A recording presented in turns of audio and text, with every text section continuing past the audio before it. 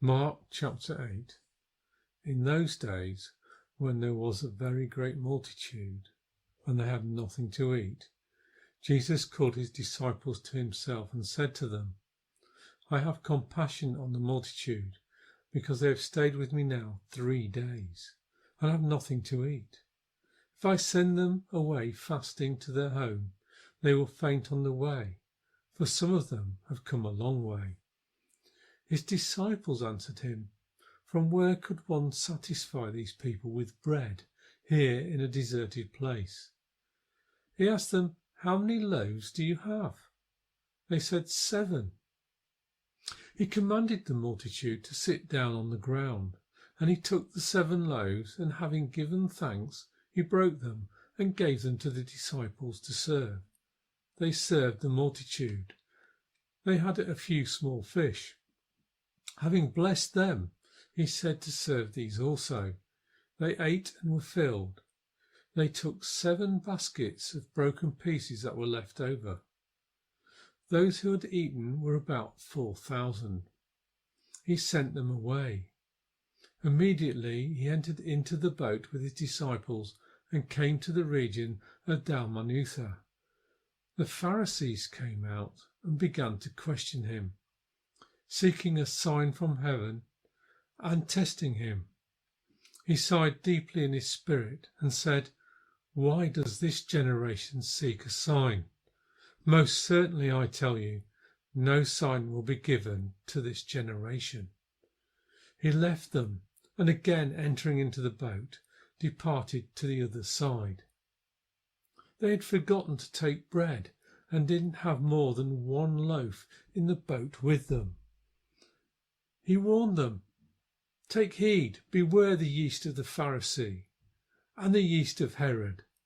They reasoned with one another, saying, It's because we have no bread. Jesus, perceiving it, said to them, Why do you reason that it's because you have no bread? Don't you perceive yet, neither understand? Is your heart still hardened? Having eyes, don't you see? Having ears, don't you hear? Don't you remember? When I broke 5 loaves among the 5,000, how many basketfuls of broken pieces did you take up? They told him, 12. When the 7 loaves fed the 4,000, how many baskets full of broken pieces did you take up? They told him, 7. He asked them, Don't you understand yet? He came to Bethsaida. They brought a blind man to him and begged him to touch him. He took hold of the blind man by the hand and brought him out of the village. When he had spat on his eyes and laid his hands on him, he asked him if he saw anything. He looked up and said, I see men, for I see them like trees walking. Then again he laid his hands on his eyes. He looked intently and was restored and saw everyone clearly. He sent him away to his house, saying, Don't enter into the village, nor tell anyone in the village. Jesus went with his disciples into the villages of Caesarea Philippi.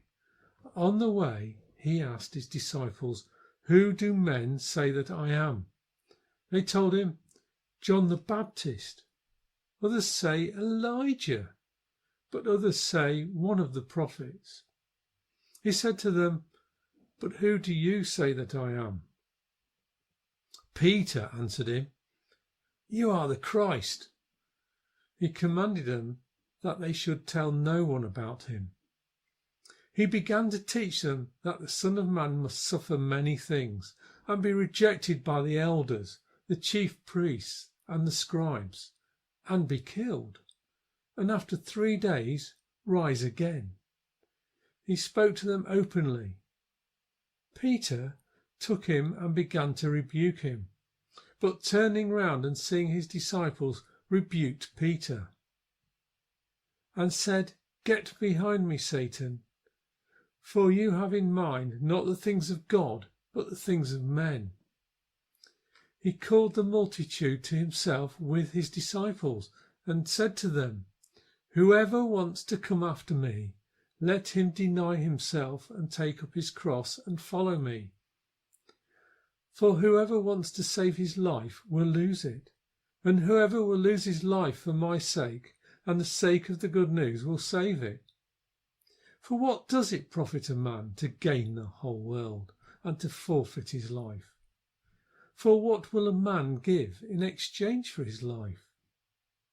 For whoever will be ashamed of me and of my words in this adulterous and sinful generation, the Son of Man will also be ashamed of him when he comes into his Father's glory with the holy angels.